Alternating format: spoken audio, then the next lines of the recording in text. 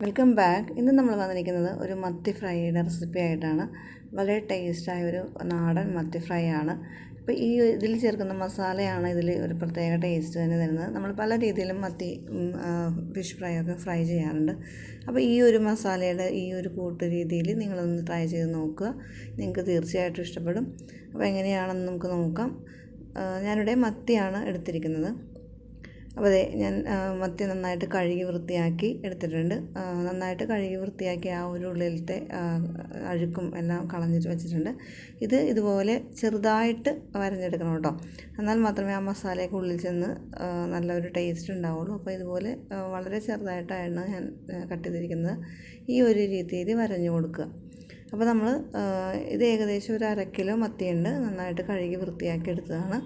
ഇനി ഇതിലേക്ക് ചെറുതായിട്ടൊന്നൊരു മഞ്ഞൾപ്പൊടി ഉപ്പും കൂടിയുള്ള ഒരു മാരിനേഷൻ കൊടുക്കണം.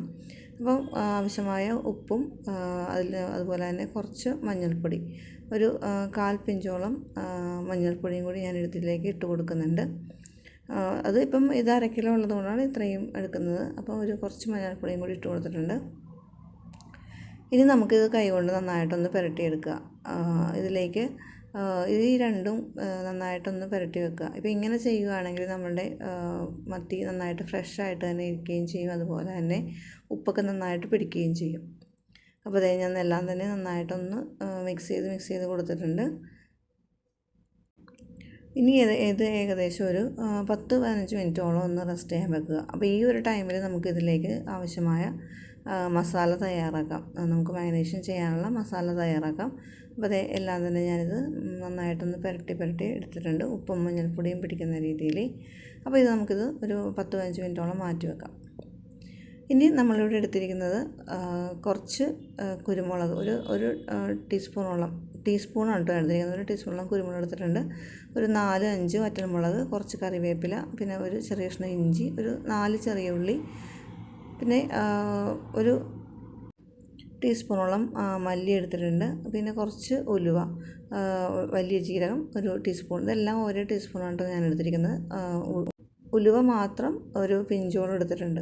ഇനി നമ്മൾ മിക്സിയുടെ ജാറിലേക്ക് ഇട്ടിട്ട് ഇത് നമ്മൾ നന്നായിട്ടൊന്ന് അരച്ചെടുക്കണം. അപ്പോൾ നമ്മൾ ഈ ഒരു ഇതിലേക്ക് പുളി, നമ്മുടെ കുടംപുളി ഇട്ടതാണ്. അത് നമ്മൾ കുറച്ച് വെള്ളം, വളരെ കുറച്ച് വെള്ളത്തിൽ നനച്ച് വെച്ചിട്ടുണ്ട്.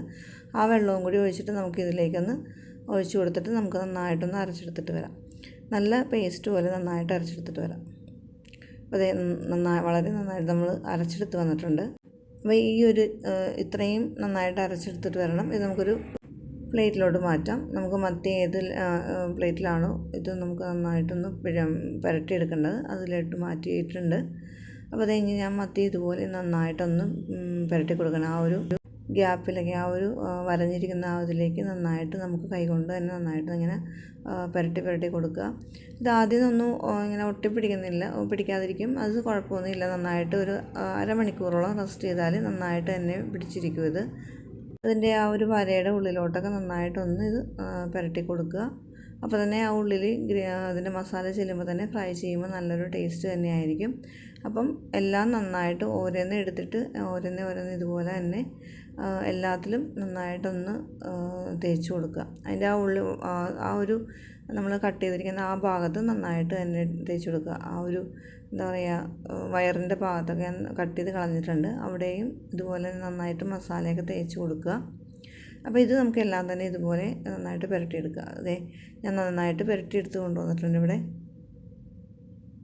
ഇനി ഏകദേശം ഒരു അരമണിക്കൂർ ടൈം ഉണ്ടെങ്കിൽ അരമണിക്കൂർ, അല്ലെങ്കിൽ ഒരു 15 മിനിറ്റോളമെങ്കിലും ഇത് റെസ്റ്റ് ചെയ്യാൻ വെക്കണം.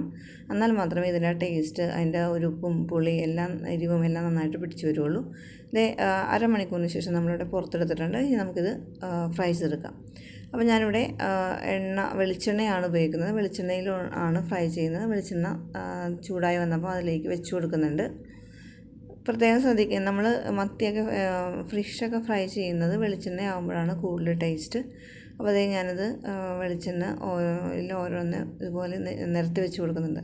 നമ്മൾ എല്ലാം ഒരു ഒറ്റയടിക്ക് എല്ലാം കൂടി ഇട്ട് ഫ്രൈ ചെയ്യരുത്. കുറച്ച് ഗ്യാപ്പിട്ട് ഫ്രൈ ചെയ്താൽ അത് പെട്ടെന്നൊന്നും പൊടിഞ്ഞു പോകാതെ തന്നെ നമുക്ക് നന്നായിട്ട് തന്നെ കിട്ടും. അപ്പം ആദ്യം തന്നെ കുറച്ചൊന്ന് മീഡിയം ഫ്ലെയിമിൽ വെച്ചിട്ട് ഒന്ന് ഫ്രൈ ചെയ്തെടുക്കുന്നുണ്ട്. അതിലേക്ക് കുറച്ച് കറിവേപ്പിലയും കൂടി ഞാൻ ഇട്ട് കൊടുക്കുന്നുണ്ട്. അപ്പോൾ നല്ലൊരു നല്ലൊരു ഫ്ലേവറും ഉണ്ടാവും, അതുപോലെ ഒട്ടിപ്പിടിക്കത്തുമില്ല. അപ്പോൾ ഇപ്പം ഒരു സൈഡ് ആയപ്പോൾ ഞാനത് തിരിച്ചിട്ട് കൊടുക്കുന്നുണ്ട്.